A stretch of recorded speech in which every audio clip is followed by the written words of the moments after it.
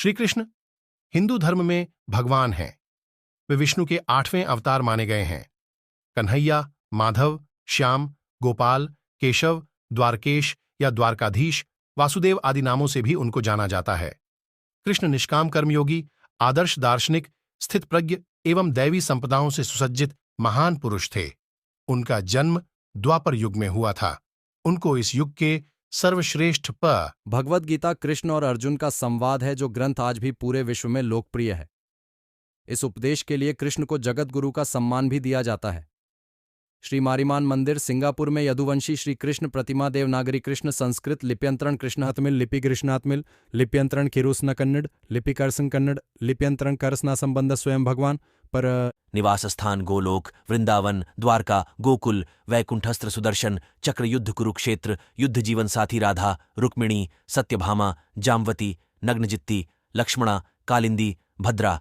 Note: उन माता पिता देवकी माँ और वासुदेव पिता, यशोदा पालक माँ और नंदा बाबा पालक पिता, भाई बहन बलराम, सुभद्रा, शास्त्र भागवत पुराण, ब्रह्म वैवर्त पुराण, विष्णु पुराण, महाभारत, भगवद गीता, गीत गोविंद, गर्ग संहिता, हरिवंश, त्योहार, जन्माष्टमी, होली। कृष्ण वसुदेव और देवकी की 8वीं संतान थे।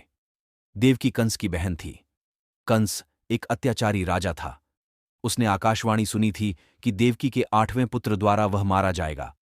इससे बचने के लिए कंस ने देवकी और वसुदेव को मथुरा के कारागार में ही भादो मास के कृष्ण पक्ष की अष्टमी को उनका जन्म हुआ।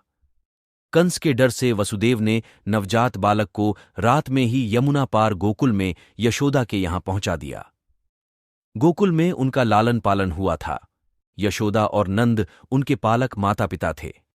बाल्यावस्था में ही उन्होंने बड़े बड़े कार्य किए जो किसी सामान्य मनुष्य के लिए संभव नहीं थे। अपने जन्म के कुछ समय बाद ही कंस द्वारा भेजी गई राक्षसी पूतना का वध किया। उसके बाद शक्टासुर, तृणावर्त आदि राक्षस का वध किया।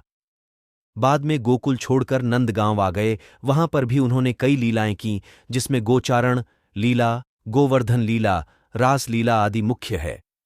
इसके बाद मथुरा में मामा कंस का वध किया। सौराष्ट्र में द्वारका नगरी की स्थापना की और वहां अपना राज्य बसाया। पांडवों की मदद की और विभिन्न संकटों से उनकी रक्षा की। महाभारत के युद्ध में उन्होंने अर्जुन के सारथी की भूमिका निभाई और रण क्षेत्र में ही उन्हें उपदेश दिया। 124 वर्षों के जीवन काल के बाद उन्होंने अपनी लीला समाप्त की। उनके अवतार समाप्ति के तुरंत बाद परीक्षित के राज्य का कालखंड आता है। राजा परीक्षित जो अभिमन्यु और उत्तरा के पुत्र तथा अर्जुन के पौत्र थे, के समय से ही कलयुग का आरंभ माना जाता है।